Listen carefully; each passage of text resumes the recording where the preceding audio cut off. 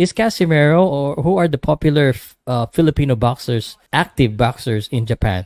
Is Casimero one of them or not really? When you say popular, do we mean liked? Because he's popular, but he's not liked. He's not liked.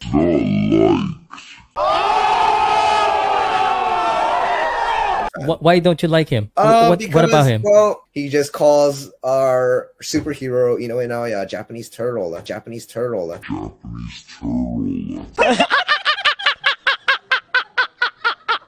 Mga kapenyo, tirahin na natin itong may init na issue ngayon. Pasok, intro!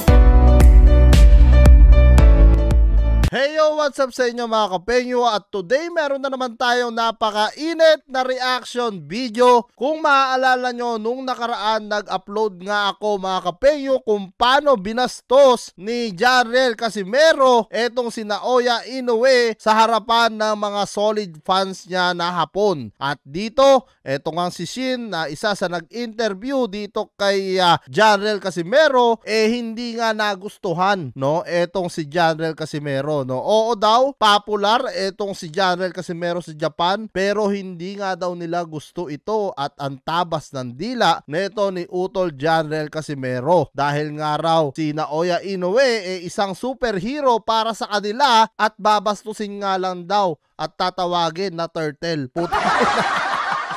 At tara mga kapenyo, huwag na natin patagalin at sabay-sabay natin panoorin dito kay Balisong Sports TV. Is Casimero, or who are the popular Filipino boxers, active boxers in Japan? Is Casimero one of them or not really? When you say popular, do we mean liked? Because he's popular, but he's not liked, Rinig nyo naman mga kapenyo ha. Popular nga raw etong si Utol Janriel Casimero at kilala, pero hindi nga daw nila like. Ibig sabihin, hindi nila gusto sa Japan etong si Utol Janriel. He's not liked? He's not loved. What do you mean? But he is popular. Like, we all know his name. And if he's gonna fight, a lot of us will watch it, but we don't like him. Whoa! Derechahan! But we don't like him! No, mga kapenyo. At hindi love ha. Kaya kakasabi lang ni Shin. No, rinig na rinig naman siguro ng dalawang tenga natin. No? So, hindi na ako magtataka kasi isipin nyo nga naman, no, kunwari, no, etong si Naoya Inoue, interviewin ko rin. So ako solid Casimero. Tapos sa harapan ko, no, sasabihin ni Naoya Inoue na pagong etong si Casimero. Syempre masasaktan din ako. Kumbaga, ako noon idolo ko yun Tapos gaganunin mo, no, sa harapan ko. So parang siguro nabastusan sila dito kay Janriel Casimero. I mean, I'm not talking about Why don't you like him? What about him? Well, we really shouldn't be any reason why we dislike him because he fights aggressively. He puts on exciting fights. He just calls our superhero, Inoue Naoya, Japanese turtle. That's most fans. It's all you. That like reaches. That. Oh, sabi ko sa inyo mga kapenyo, no, medyo nasaktan sila sa pagkakabanggit ni Utol Janriel Casimero na turtle nga raw ang kanilang pambato, ang kanilang monster po. Sipin mo nga naman from monster to turtle po. Ang lupit ko talaga, angas ng Pinas. Si Janriel Casimero lang nakagawa niya mga kapenyo ha. Kaya nga, ito yung sinasabi ko sa inyo. Kaya gumagawa si Naoya Inoue ng voluntary fight para nga magkalaban sila neto ni Janriel Casimero dahil siguro maging si Inoue nanggigigil na nga, no, dito kay Utol Janriel Casimero dahil nga sa mga interview talaga ni Casimero talagang lagi niya, no, binibirada o tinatrash talk etong si Naoya Inoue. You guys. Most fans don't like that. I think it's hilarious. I think it's funny. And every time Casimiro is asked about Inoue, we see Casimiro smile like it's this is where I say my lines.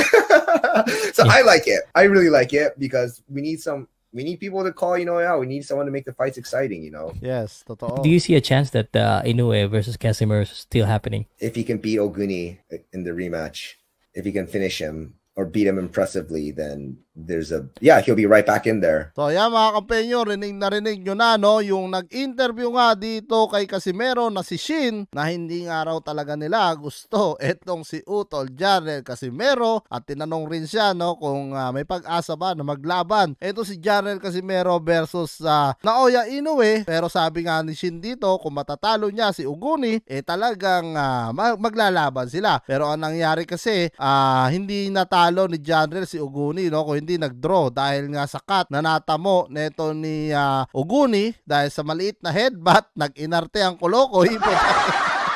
Kaya hindi nga natuloy. Pero ngayon mga kapenyo, no, malaki pa rin ang tsansa ni Casimero na matuloy to. Gaya nga nasabi ni Ed Tolentino, no, talagang voluntary fight ang pwedeng makalaban si Jarrell Casimero or replacement, no? So yun lang po ang pag-asa ni Utol Jarrell Casimero at syempre sa pamamagitan ng kanyang mga supporter na talagang hinahype etong laban ng Naoya Inoue versus Casimero. Isa rin pong malaking big factor yan, malaking tulong din po yan para marinig ni Naoya Inoue ang sigaw natin lahat mga Pilipino. At kung kayo tatanungin ko mga kapenyo, ano nga masasabi nyo sa naging tugon na nag-interview kay Casimero na hindi nga daw nila gusto eto si Jarrell Casimero? Comment nyo na lang down below lahat ng mga opinion nyo mga kapenyo at lahat po yan mabasa ko. Maraming salamat mga kapenyo at kita kasunod tayo sa susunod kong reaction videos.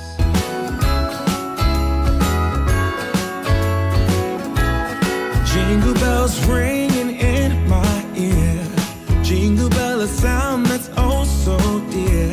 Frosty the snowman is all around town.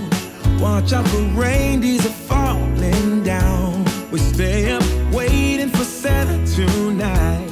He climbs down the chimney at the speed of light, while we're dancing around the Christmas tree, hugging and kissing just you